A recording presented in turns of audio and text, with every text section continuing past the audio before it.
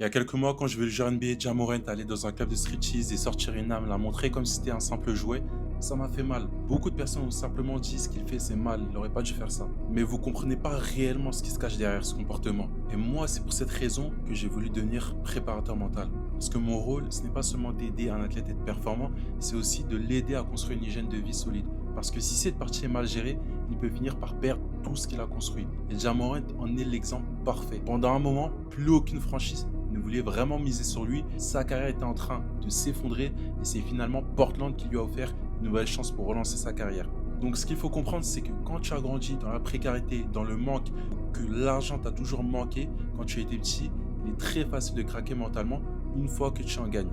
Parce que tu as passé ta vie à être frustré et complexé de ce que tu voyais mais tu ne pouvais pas avoir. Donc tu ne vois plus certaines limites, tu dépenses sans réfléchir, tu veux montrer que tu as réussi, tu cherches à combler un vide que l'argent ne pourra jamais remplir parce qu'au fond, tu as fini par associer ton identité à ton argent. Et c'est exactement le piège dans lequel tombent énormément d'athlètes. Et c'est facile de voir la situation de l'extérieur et de dire oh, mais il aurait pas dû faire ça vraiment. Sauf que ce qu'il faut comprendre, c'est que ce sont des mécanismes et des schémas de pensée inconscients qui agissent et qui le poussent à faire ces actions. Et tant qu'on ne met pas la main dessus, tant qu'il n'y a pas une séance qui est posée, la personne, le joueur, ne peut pas comprendre ce qu'il est en train de faire et pourquoi il a certains comportements. D'où le fait de pouvoir venir travailler cela en préparation mentale.